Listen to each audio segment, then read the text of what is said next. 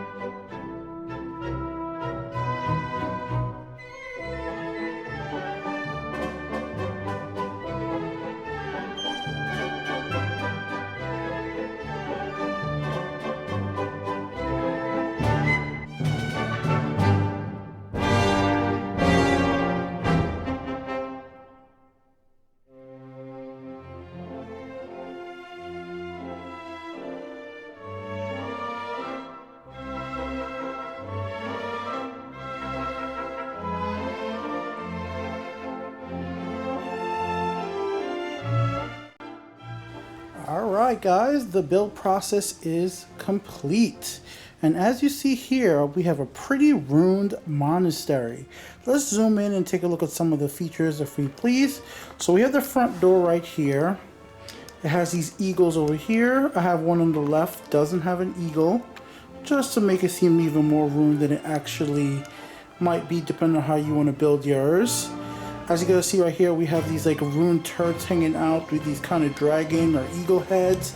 I could have went up to 3 because there is one in the back area over here, which we'll get to there in a second. This has multiple floors. As we spin around, we'll be able to see that. In the middle, I'm saying most of the floor has been destroyed, so it has broken down. The wall still on the left side has broken off, so they're scattered around. There's debris, rocks, trees, things just like vines growing in. Use your imagination. There's different levels. As I'm doing up here, there's a higher level up here. Floor's partially broken there. There's another little level over here. I try not to stack too many levels right on top of each other, just for the aspect of actually placing minis, which I will show you guys in a quick moment. Let me just turn the whole thing around just to show you guys from the other side. So here's on the other side. So when your players actually come in, for the way I set mine up, and this is what I loved about this set, is the fact that my players will be able to just come about this depending on how they want. So they see a rune, you know, monastery, a rune temple. They could walk in from the side. They could walk in from the front doors. There's many windows come here, but if you're a DM, this place like to show lots of hiding places.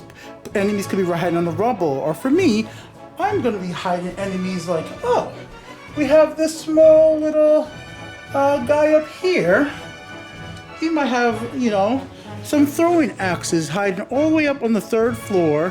You know, throwing axes may not be the most powerful weapons, but lower party, and he's flinging them down pretty high up. So my teammates and my, you know, players, they're gonna have to figure out a way to maybe jump up here, then jump up here, get around to get to him if they don't have the range capabilities with their spells, or because I probably would give the guy half or some type of cover just because of the angle, unless they move deeper into the area. Or you could have like trap scenarios set up right here, where we have this big guy right here. He was able to climb his way up here. There's this big stone tablet. He broke off. When the players come in, boom, it's a trap.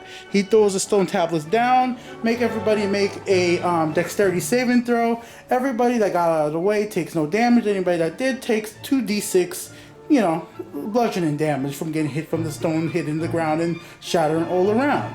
So there's all little stuff like that you could do. You could have somebody hiding, like, you know, bandits hiding inside here. Whatever it might be. It doesn't have to be a scenario where they're hiding as well. It could be ghosts. It could be whatever you particularly want as a DM.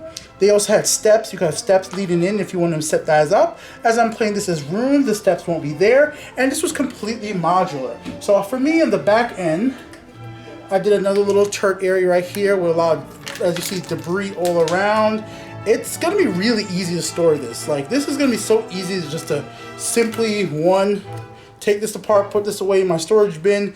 I love this. And the fact that it's such a modular setup, I'm going to be able to reuse this more than any other one I think I have so far, because I'm going to be able to change the design of this to add to other areas. And I feel like I'm going to be able to incorporate this very much with other of the battle system sets, because maybe there are some places that get damaged, and maybe some of my campaigns that get damaged, I could use parts of this to add to stuff. I just kind of really like the idea of having stuff like half broken doors over here. I can say half of the door has knocked down. So far from everything I've done with it, I would definitely give this a really solid 5 out of 5 as well. Like, really good for the price. This was one of the cheapest that they have. Easy to set up, very customizable. Only thing that happened for damage wise is I was rushing a little bit and I ripped the cardboard here, and only because this is a rune set, that's okay. That was me putting it in the incorrect way. And maybe they could have put a bit, like I said, if any they maybe should have some type of instructions in the boxes. But besides that, there are YouTube videos showing you exactly how to do it, and if you're patient, you will find out exactly how to do it correctly. So put your minis on them. You can make the minis have to make, you know, athletics checks to jump across stuff. Could be the enemies. You could say, you know, areas could break beneath. There's so much ways to set this up. I even have a cool idea. Hopefully my players aren't going to hear this before I have a chance to do it.